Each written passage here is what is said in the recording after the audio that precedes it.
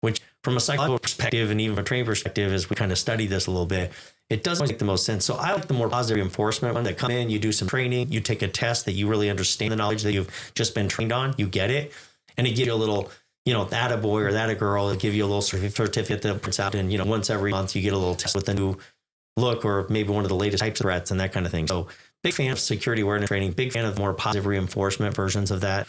But those are EDR and email security and security awareness training. Those are like foundational 101. Everybody has to be doing this. So some interview for you, and then on those things, you're like, interview over. Yeah. Yeah. It's like, well, we'll start there, right? Yeah, exactly. And how long have you lived in Eugene, Oregon? My whole life. Yeah, basically. Can you talk about how the tech startup community is there? What's going on as far as tech startups there? Yeah, Eugene's a little interesting. We're home at the University of Oregon. And so there's, probably one of the biggest employers in the area, I think, is U of O. I think number 1 or 2. So there's influence certainly that it has on the city and community and that kind of thing. And it does have a cybersecurity, program that it's launched in the last 5 years. It's getting better and growing, and they're doing some pretty cool stuff. So we have a few connections over at the U of O that we've worked over the years on different things. But also in the community, there's several software companies, and we also have a IP transfer. So they develop new things, methods, or ideas in business. They have a department that will transfer intellectual property and certain developments over to the business community and partnership, kind of the public, university partnership to launch new things, whether it be, medicine. We have a great, biochem, microbiology program at U of O as well. So there's some kind of cool stuff there. But yeah, Eugene is not really a major hub, if you will, but there is surprisingly quite a few advanced technology companies there with some pretty cool solutions. And a lot of, at least a handful of the folks that I kind of rub shoulders with around Eugene are doing more regional and national services. Is there a college out there that's known for being like the mecca or the top as far as cybersecurity degrees? Well, yes and no. I mean, I don't know if I could sit here and name them all, but I mean, obviously there's a couple of the Ivy Leagues that have made big advancements, particularly in AI. They've got some very advanced things they're doing that's very interesting. But no, I think a lot of your bigger state universities, the University of Washington has a big cyber program, big tech, of course they do, with Seattle and greater Washington area being such a tech center, community and a big tech central intelligence hub, if you will. But a lot of them do. Now, I can't really name off my head specific ones, but a lot of, and rightfully so, needed. A lot of the universities, even the community colleges, are putting out a lot of cybersecurity programs and IT programs because there's such a need. There's not enough people to go into IT that we're going to be needing in the future. Now, even though AI is kind of jumping into some of that, we still need a lot of people in IT. So there's another pivot too. Matter of fact, I recently was talking to one of the professors at one of our community colleges, and he was saying a lot of people are going out of the development program, that they were working developer and they're shifting over to be in the network cybersecurity programs. I think you're going to see a trend. Do you have any experience or what's your take on the cybersecurity program for the United States military? Like someone comes from the military with 6 years experience in cybersecurity. Do you say, okay, 6 years good experience, or what's your take on that? Yeah, interesting. I've had several military folks work for us. They tend to be great employees. The military, is advanced in some areas or sectors, they in divisions or whatever, they actually do some pretty crazy advanced stuff. That's interesting. So that's pretty respected for the most part. But then kind of the run of the mill, right? Everybody that's just kind of on a team or a group that sets up networks and those kind of things, it tends to be very proceduralized and SOP. So it's a standard operating procedure, and they don't really necessarily have to think a lot for themselves. So that's what I'm trying to say is we notice there's a bit of a gap. Either you're kind of the real deal and you're in there, you really get it, and you're touching some pretty cool stuff and advanced stuff that the military doing an awesome job because you're deep in that program, or you're really just kind of a guy that's just following standard operating procedure. Like one of the group members of the project, just, over on the ride. Exactly. And they become, because the military, because it's big, they tend to become siloed. So they tend to be really good at voice over IP. Yeah. And they know a lot about voice over, but they don't know anything about, Microsoft, DNS and AD, Active Directory systems, that kind of stuff. So you might be answers, but how worse the average citizen, how worse the average American citizen be that the U.S. government is going to get hacked by China or Russia, and some random hackers are going to hack all the nuclear codes or something, the worst case scenario, right? Yeah. I don't know if I'd be the best expert to opine on that, but I will say that it's definitely a legitimate worry. It is possible. It's not just a movie. Just like the AI stuff, right? I mean, we all watched AI movies 20 years ago and thought, never, and here we are like, what? Yeah, really robotic that look like humans that do that kind of stuff. So it's crazy what the evolution. But no, it is real. We could potentially, in some of our sectors, there's been big initiatives over the last 3 or 4 years to really tighten up a lot of our infrastructure. But when you read about the news that our water systems and our dams, because a lot of it comes down to local municipalities and those kinds of things, There's a lot of weakness out there. A little bit back to the operational technology, because a lot of that's like SCADA systems, which are really antiquated old IT systems and protocols, and they're very easy to hack, very easy to infiltrate, some code in there to mess with it.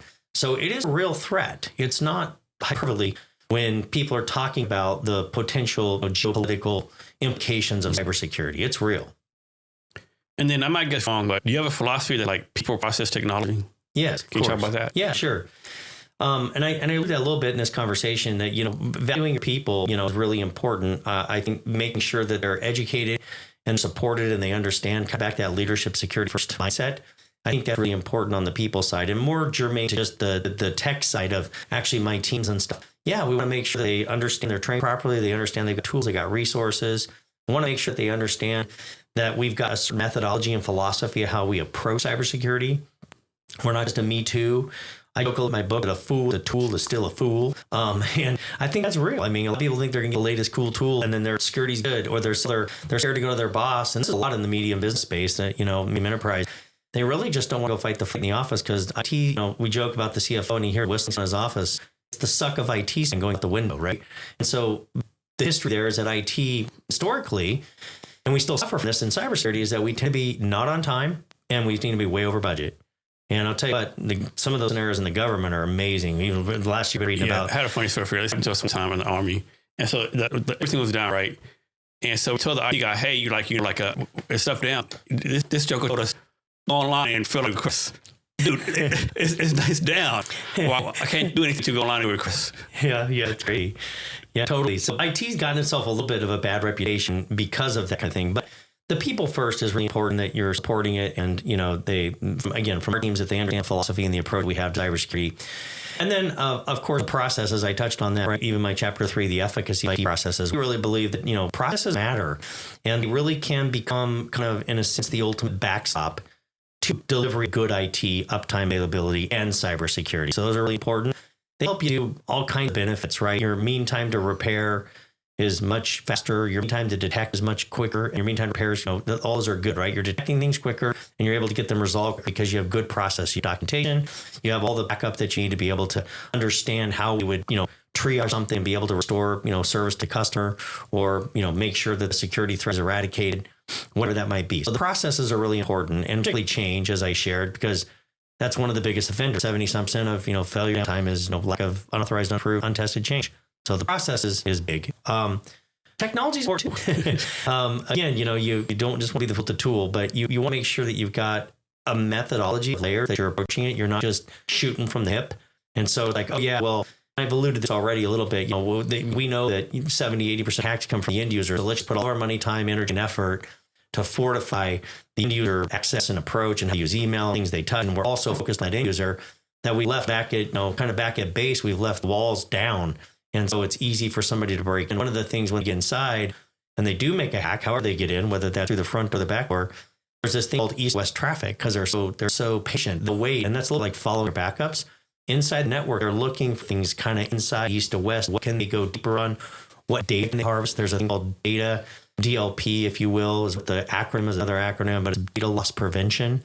And so there's tooling that you have in place to really protect that data. Some of the tooling that we use is pretty cool because not only will it protect data, know exactly what's going on in the network, even what we call shadow IT, which is where people plug in other devices and they're moving things off the network, their own drive. They can work all usually sometimes good intentions, right? The road to help with good intention, but they're putting all their data, out in different places, and it's apart from the corporate network. It's not protected, so it's vulnerable. So DLP, data loss prevention is really important. But one of the cool tools, for example, is that it will encrypt on the fly. So when the data does go off, it's actually going to be automatically encrypted. Oddly enough. So there's some pretty cool things that you can do. That east-west traffic, and that's also where microsegmentation comes in. When they're inside, it really protects and lock down the bad actor threater from moving from one side of the network or application or workload to the other application or workload. It can protect and really keep it contained so they can't basically hack other areas of the network. They're very isolated and you can shut them down and detect them much quicker. So the tooling really does matter, not just your obvious 24/7 SOC services that we provide, not just your, managed detection response, MDR, what we call XDR. We're using SIM, which is a security information event manager. We're logging all the logs. We're looking at parsing the logs for bad behavior. That's kind of back to the red dress that we're looking for, all the right heuristics and algorithms to detect nefarious activity. those are all the things. The Matrix, by the way, the movie came back to me. The Matrix, I knew it would come. Anyway, so that's the kind of thing that we. So yeah, full, well thought out, cybersecurity solution stack is really important. The tools matter. Tell me, how long have you been in business? Well, in this iteration of IP services, we've been since 2001, so 24 years.